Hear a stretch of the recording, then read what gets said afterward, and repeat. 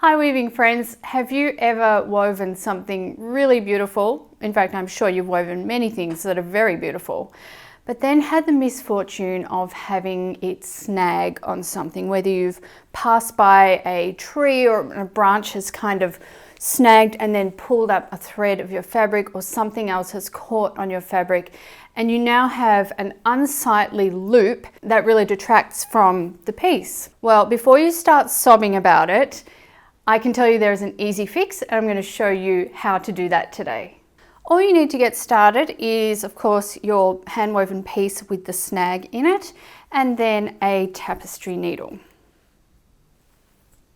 Now for today's tutorial, I'm using just a little sample piece of fabric that has a snag in it. This sample is actually from my double width blanket e-booklet. I'll link to that down below if you're interested. And also the needles that I'm using are these Clover Jumbo Tapestry bent tip needles. You can see at the end they have it's exactly what it says, a bent tip. And these are my favorite tapestry needles for all kinds of reasons. I've talked about them quite a lot, but they are really fabulous. I'm going to link to those down below as well. We only need, of course, one tapestry needle for today.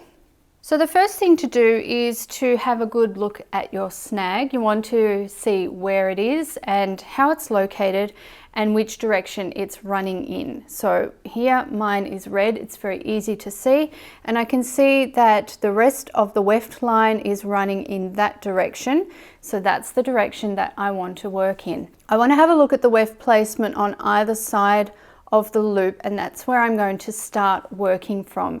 Basically, this loop has been pulled up because something is snagged on it, yanked it out of place, caused too much tension on it, and now it's just sitting up on its own.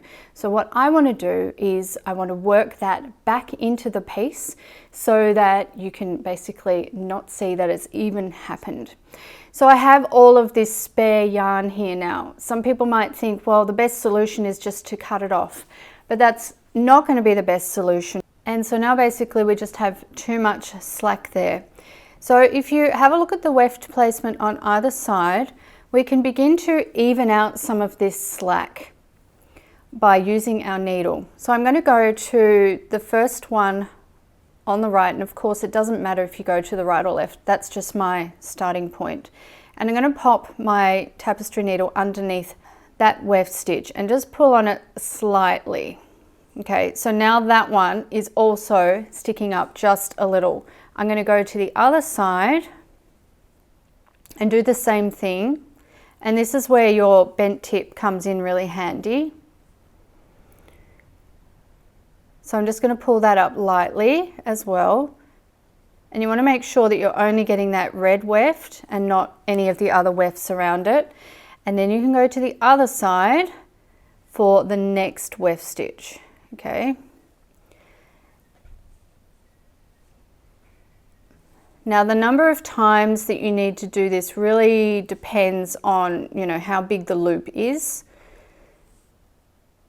and just how it's progressing as you start doing this. So I've gone out 3 stitches on either side so far.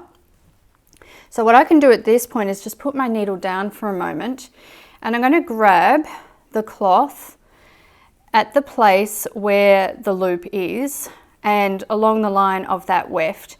And I want to grab it, I've got my fingers underneath, so let's have a look at that. Just grabbing it like that, fingers underneath, thumbs on top, and I'm going to pull it and kind of snap it.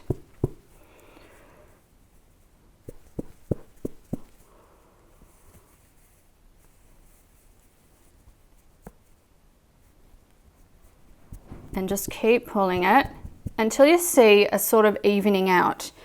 Now mine started to even out, but now I've got a little bit of slack here. So I'm going to work on this spot on evening that out, just the way that I did before.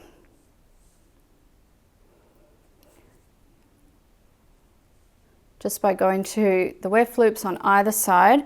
Now they're all a little bit smaller, I'm going to try my snapping again.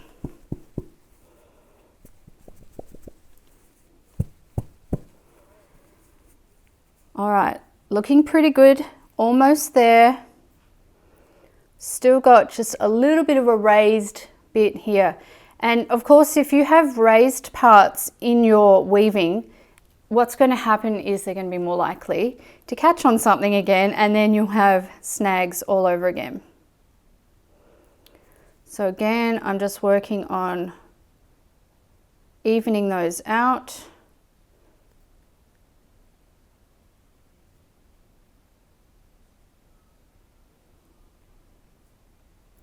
And if you find that you have a really big snag, as can happen, depending on how the fabric's been caught, but if that happens to you, then you may have to go right to the edges, either edge of the fabric, in evening these out.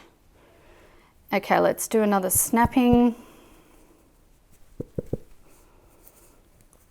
And smoothing out. And now, when you have a look, oh, let's see, where was the original?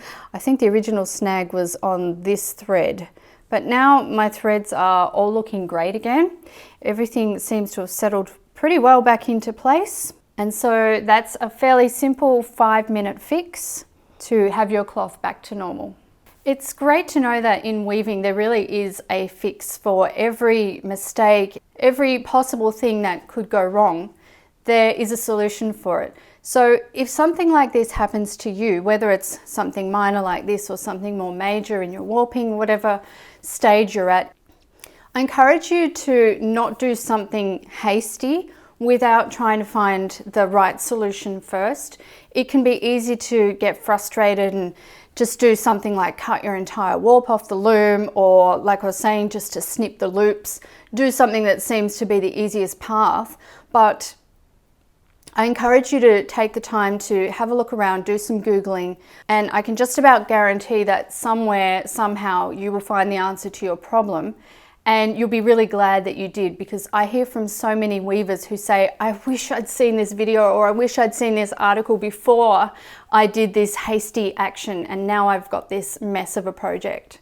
And that's one of the reasons that I have this channel in the first place, is just to provide this entire library of resources for people so that you just don't have to feel so frustrated. And hopefully here you can find the answers to what you're looking for, and if not here, then somewhere else. I do want to encourage you to also to have a look at my blog. I've spent many years writing articles for my blog. Often they are very detailed instructions with pictures. A lot of them have a video to go along with them. And again, I've provided this resource to you for free to help you in your weaving journey. So I'd love to see more people taking advantage of that. And I'm going to leave the link to the blog down below. So wherever you are at in your weaving journey, keep going, keep practicing. Don't be frustrated. It's all part of the process. You will find the answers and you can do it. Well, that's all from me for today, folks. Until next time, happy weaving.